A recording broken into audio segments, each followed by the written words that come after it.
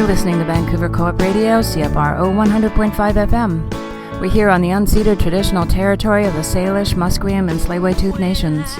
This is Bernadine Fox, here with my co-host for the week, Glen Grigg, bringing you Both Sides Now.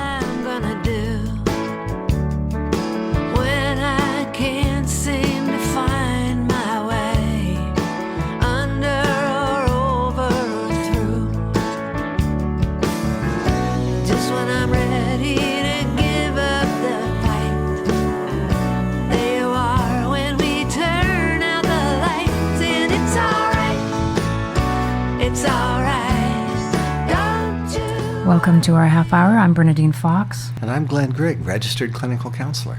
And this is Both Sides Now. We're fortunate indeed today to have Dr. Patricia Vickers with us today by phone. So grab your coffee and come right back. Join us every Monday from 2:30 to 4 p.m. for She Boom. Open your ears to the sound of the latest and greatest women in music. Our show focuses entirely on female artists, from a local to global perspective. Every Monday from 2:30 to 4 p.m., tune in to She Boom on CFRO 100.5 FM Co-op Radio. Dr. Vickers is a clinical director for the First Nations Health Authority for the province of BC. She holds a PhD in psychology. It's a interdisciplinary degree, and I focused on the transformative aspects of ancestral law. And you come from the Gitxsan territory. I'm actually from the village of Gitxsan, and I grew up, my first 7 years, were in Gitxsan territory. I was first introduced to the idea about First Nations healing modalities through Bob Manning here in Vancouver. And it made me aware that there was a difference in how First Nations communities approach healing from mental health challenges. And it seems clear to me that it's appropriate to say that there's not a one-size-fits-all when it comes to therapy. That makes perfect sense. But that, in particular, that there are cultural differences between how white people see the world and therefore heal from what happens to them, and how First Nations folks see the world and how they heal from what happens to them. And I was hoping that you could talk a little bit more about that. Sure. I would say that essentially our beliefs around, let's say, suffering, to connect with Buddhist terminology, that our suffering, whether it's with addictive behaviors, with depression, with anxiety, is all rooted or connected to soul loss. So what we believe, I probably could say safely on the coast of British Columbia, is that when a traumatic event happens, we lose a part of our soul, and often in the geographical place in which that incident happened. And so healing then is about finding those skilled people, we'll call them healers, who can help us to retrieve our soul.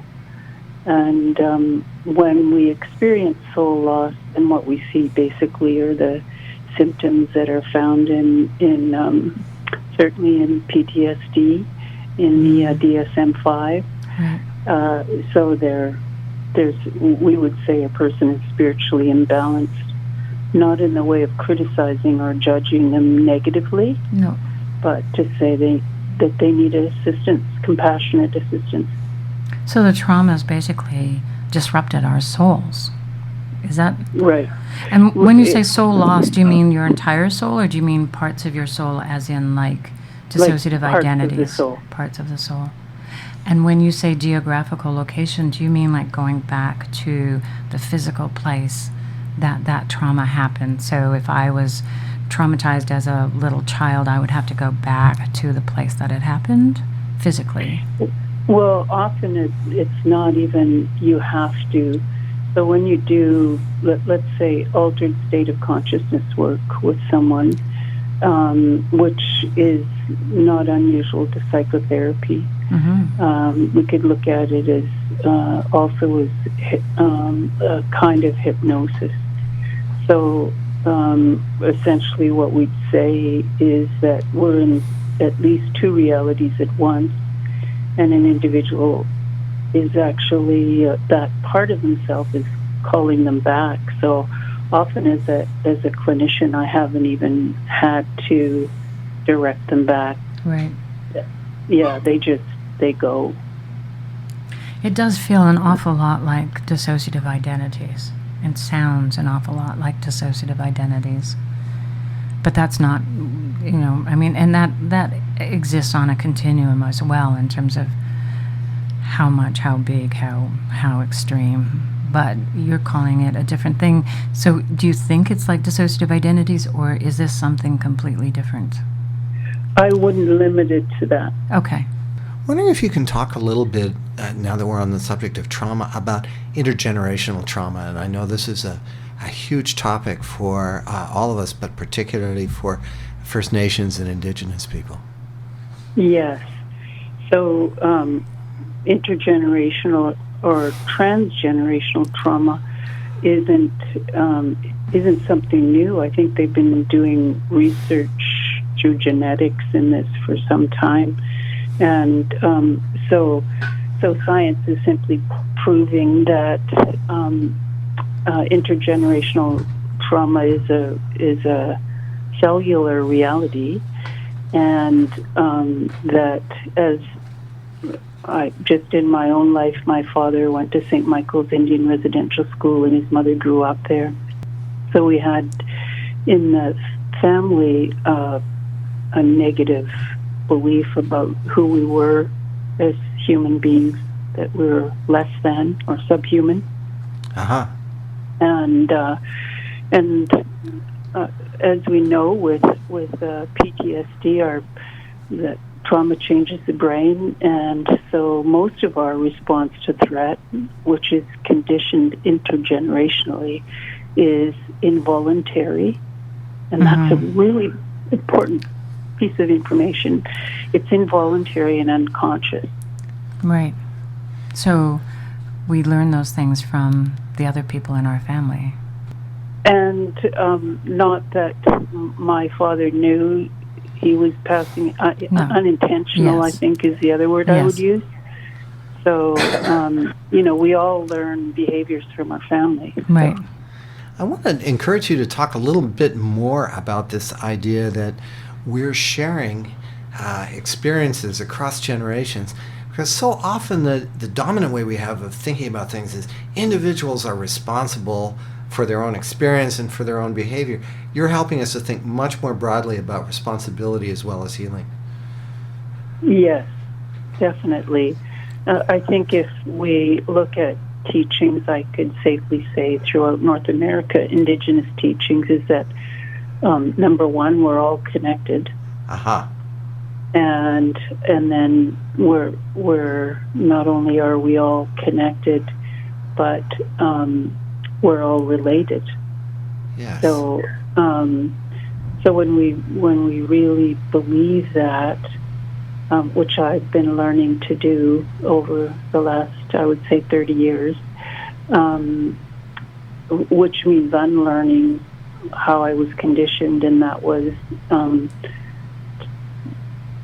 being an alien to myself, alienated to and believing that I was inferior. So it's really tremendous when one grasps hold of these teachings that are really rooted in compassion and understanding. We're going to take a small break. We'll be right back after Buffy St. Marie brings us Sing Your Own Song.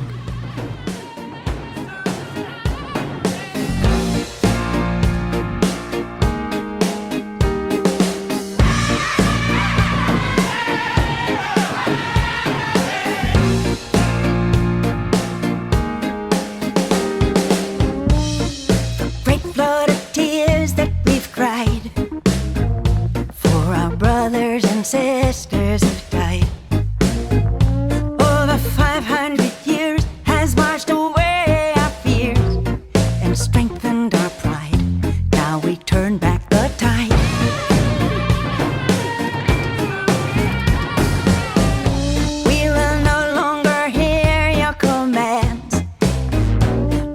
slide your control from our lands.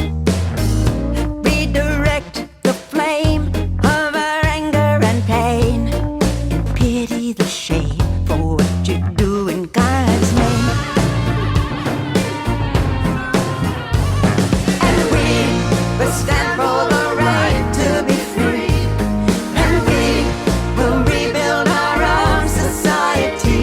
And we will sing, we will sing, we will sing our own song. When the ancient drum rhythms ring, the voice of our forefathers sings. The will to live will be done. We will no longer be pawns to greed and to war. We will be idle no more. And we will stand for the right to be free. And we will rebuild a just society. And we will sing, we will sing, we will sing our own song.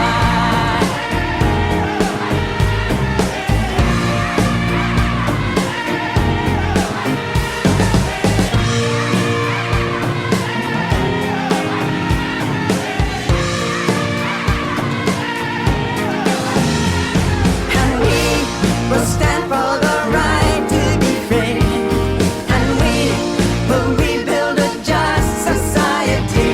And we will sing, we will sing, we will sing our own song. When the ancient drum rhythms ring, the voice of our grandmother sings.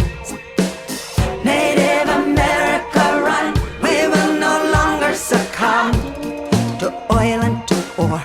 We will be idle no more. And we will stand for the right to be free.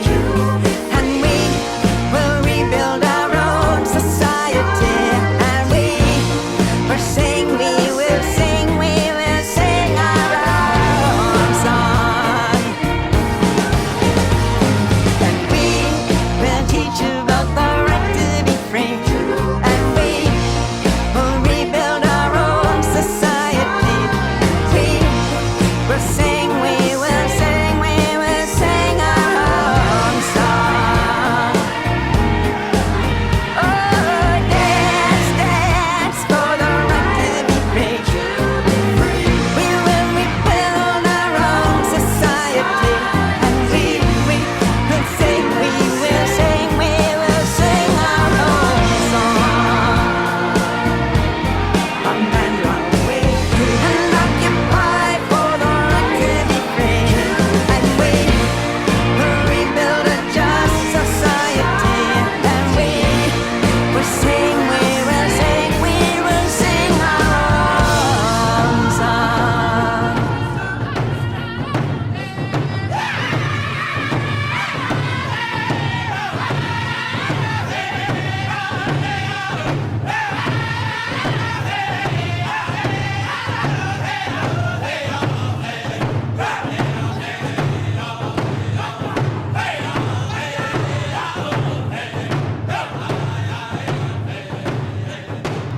You're listening to Both Sides Now on Vancouver Co-op Radio 100.5 FM. Glen and I are here with Dr. Patricia Vickers, Clinical Director for the province of BC's First Nations Health Authority. Patricia, I really want you to tell us what this health authority is, because I think it's a big deal, and I'm not sure, I don't know, maybe it's just me, I didn't know anything about it, so I want to know about it. I think it's a big deal too, because all of the First Nations communities in BC got together and with the province and with the federal governments and all agreed to take over healthcare. So that's First Nations Health Authority, and I believe the only province in Canada that's made that step to date. So dumb question here. Does that mean that when somebody needs to see a GP, they go through the health authority, or is this something that's just to do with mental health, or is this also to do with physical health? It all works in the same way. So when you go to see a GP, it isn't through FNHA. I still see my own GP. Right. So it's yeah. Cool. It hasn't changed process at all. I personally like that, having a whole section of my family that's First Nations. I always am concerned about how racism impacts on the health care they get. So I feel like this is a really huge step towards leveling that out so people aren't left at risk because somebody is not looking at something they should be looking at. And this service is just for folks who have registered status. Yes. One of the things that we talked about when we chatted before was cleansing ceremonies, and you talked about everything from sweat lodges to bathing to smudging, and I was hoping that maybe you could inform us a bit on how that works and how it helps and what does it bring for the individual. Right, and so I'm from the Tsimshian Nation. So Tsimshian, Gitsan, and Niska, we all share the language Tsum-Aliach.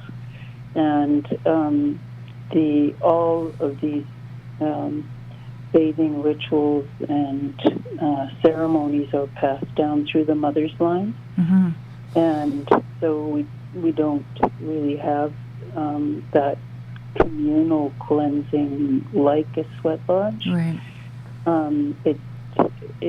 It all happens more in privacy of your own family. So my mother's sisters Mm-hmm. Would be like mothers to me, and my mother and extended family would be the ones teaching me how to mature and grow up, responsibilities, and really cleansing is an important part of all of that. And do you use those ceremonies within the mental health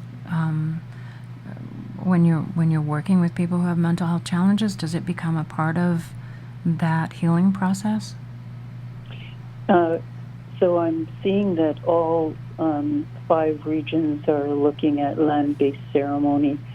So to the best of my knowledge, that is happening in all regions.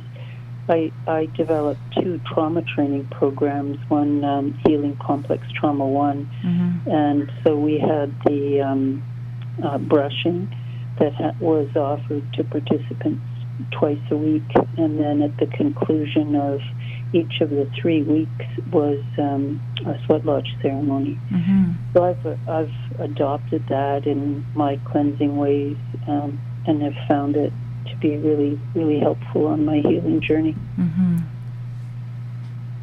Yes. Yeah, I've experienced a sweat lodge. I found it very powerful and profound, actually. I still can't put it into words, but it was powerful and profound. I'm so moved by what you're talking about. Unlike you, I went through a very traditional training, and we always worked with individuals. You're talking about centering healing on community, on the land, and on traditions. And you're also saying that science is connecting to that. Can I get you to talk a little bit more about changing the focus of how healing happens? I'm not exactly, I guess it is like a testing it myself for my personal healing journey. And really my undergraduate is in counseling psychology from UVic. So I studied the methods and theories, psychological methods and theories as well. And what I found to be incredibly powerful was 2 chair work and altered state of consciousness work, and found that they were the methods that worked best in communities when I was flying in to provide clinical services. They were incredibly powerful, like a sweat lodge ceremony or a fasting lodge or like bathing. It really helps one to integrate. So if we think of Dan Siegel, and he's taught in interpersonal biology. It's looking at if we don't have the assistance we need to integrate our life experience, then we go to chaos or rigidity. I have a question from somebody who knew I was going to be talking to you today, and fair disclosure, this is somebody I know personally, but he wanted me to ask you for any advice you might have or any direction you might have for somebody for children who have FAS and have spent time in foster care. Most especially, he wanted to know how he might be able to help them open up about their experiences in care because they're not talking about it. So I was just wondering if you had any suggestions about that. Right.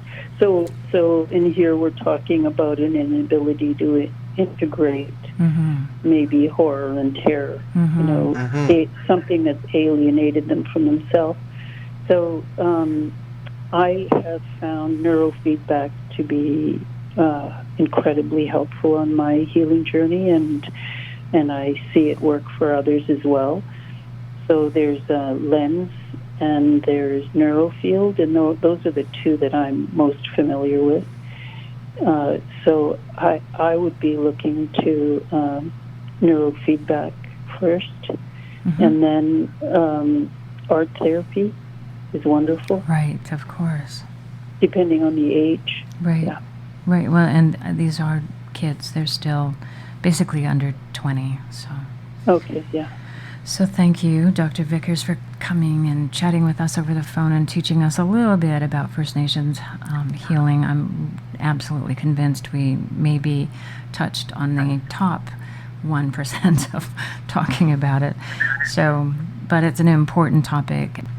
So stay tuned. We are going to chat also with Annalie Shepard about healthy boundaries in therapy. What would radio sound like if it was made by kids? Hi folks, my name is DJ Sesame. And my name is DJ Dogtrix. Don't even think about changing your dial, or we'll find you.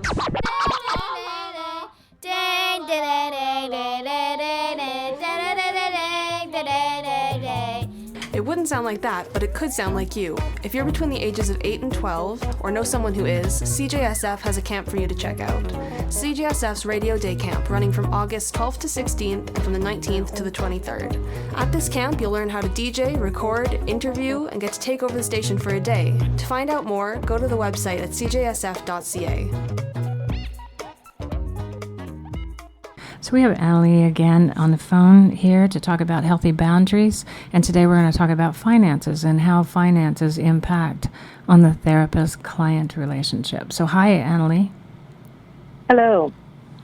So we wanted to talk about finances, and I think this is a really important thing because it's a part of the therapist-client contract. You have a client, you have a therapist, you have services, and you have that you get paid for, right? So there's an exchange of money for services. And when that contract is broken, boundaries can end up becoming problematic. And I know my therapist allowed a sort of non-bill to accumulate to an unspecified amount that when I actually sat down and looked at it, it was hundreds of thousands of dollars.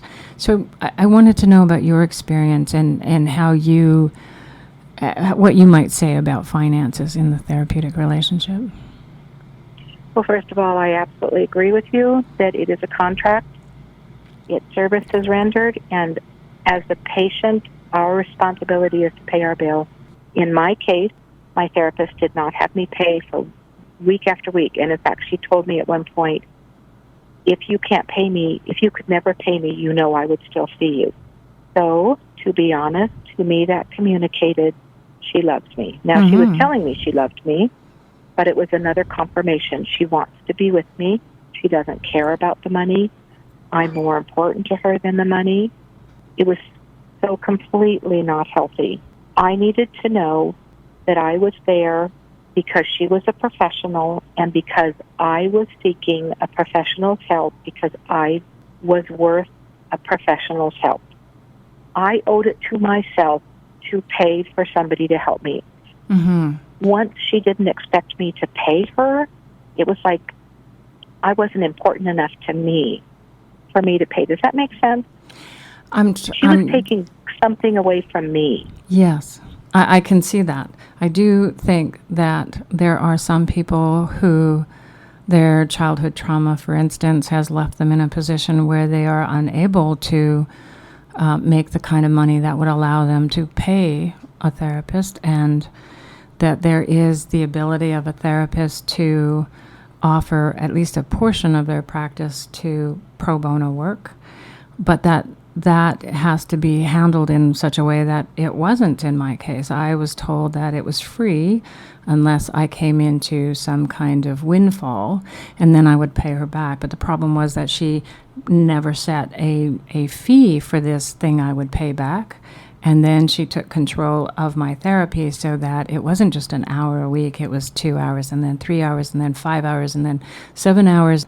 There's no record keeping of hours, no set standard of fee, but just this expectation that I would pay back this enormous amount of money that eventually it was just too completely overwhelming. So, but I do know that there are therapists around here who do keep a portion of their therapy practice available for clients who cannot pay, and do it respectfully and honestly and ethically. And that is understood from the very beginning. That, yes. The difference is a therapist who offers their services for a fee and then starts waiving that fee because of the relationship. Yes, and that changes it completely. Different. Absolutely, I agree. Well, I had another therapist who, after we ended therapy on a very bad note, she wrote me a letter telling me that after doing an accounting of the 3 years that I saw her, she had decided that I owed her $12,000 more dollars, and that she expected me to pay it. And I wrote her back and told her respectfully that I would not be paying her. She told me that my insurance company had never paid her enough, and I told her had she made that determination in the first month that I had seen her, then I would have had a choice whether or not to continue with her. Mm-hmm. And then she wrote me a letter and said that she still considered that I owed her this money, but in order to not have any more dealings with me, she was willing to let it go. Oh, so in essence, she was buying your silence, kind of. You know, in both cases, with the therapist that wanted to give me free sessions and the therapist that wanted to demand more money from me, in both instances, money became a weapon. Yes. And that money should never be anything in therapy but a means by which a patient is helped to be healthy. Well, Annalie, thank you for coming and talking about that. I think it's an important thing, because we think that, you know, somebody is being kind to us when in fact it ends up being something being used against us in therapy by an unethical therapist. So, and you mentioned your book, and I just want folks to know that your book and my book as well, Coming to Voice, which is also about surviving a therapist abuse, is on the Both Sides Now website, and you can access information about that. And Annalie Shepard, who I hope will come back next week and talk with us some more. Thank you, Bernadine. As always, it's a pleasure. Thank you. If you have questions or feedback about this program, or want to share your story, or have something to say to us, we want to hear from you. You can reach us by email, bothsidesnow@coopradio.org, or via Twitter @bothsidesnowbc. This is Bernadine Fox. We'll be back next week. Until then. I can't seem to find my way under or over or through. Just when I'm ready to give up the fight, there you are when we turn out the lights. And it's alright, it's alright.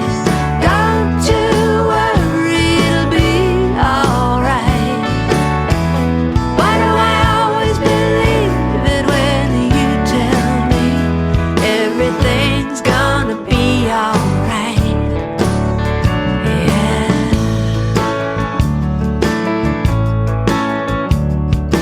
Why don't I wonder how you know? Well, surely you don't have all of the facts. You could be just making